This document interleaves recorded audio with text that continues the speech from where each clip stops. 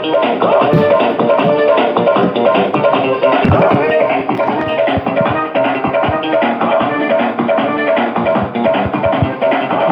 बने के जदी देखा तारू सपना तो एक बात मन में बैठा हला तू अपना। हीरोइन बने के जदी देखा तारू सपना तो एक बात मन में बैठा हला तू अपना। कपड़ा उतारे पड़ी डोरी देखावे पड़ी पहिरे के पड़ी तोरे मिनी स्कर्ट। जदी बारू तैयार बबी बोला फटाफट, जदी बारू तैयार बबी बोला फटाफट।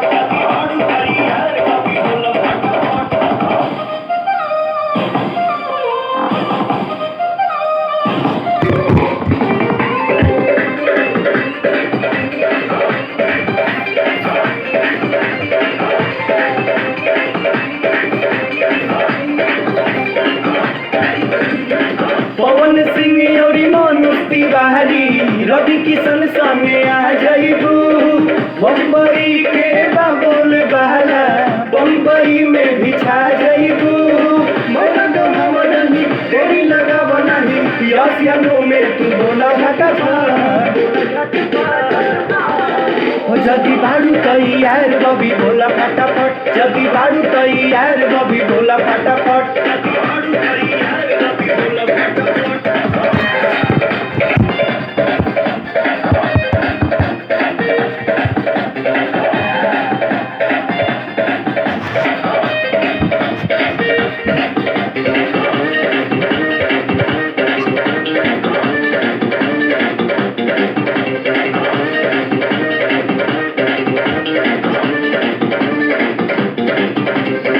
ऐसे नहीं हीरोइन तू बनबू करके पड़ी बहुत कुछ हो।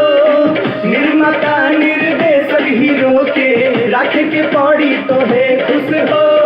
पहले बात सुना महिला सन चुना रहिया मरा मतनी हम सटक। जदी बारू तैयार बबी बोला फटाफट, जदी बारू तैयार बबी बोला फटाफट।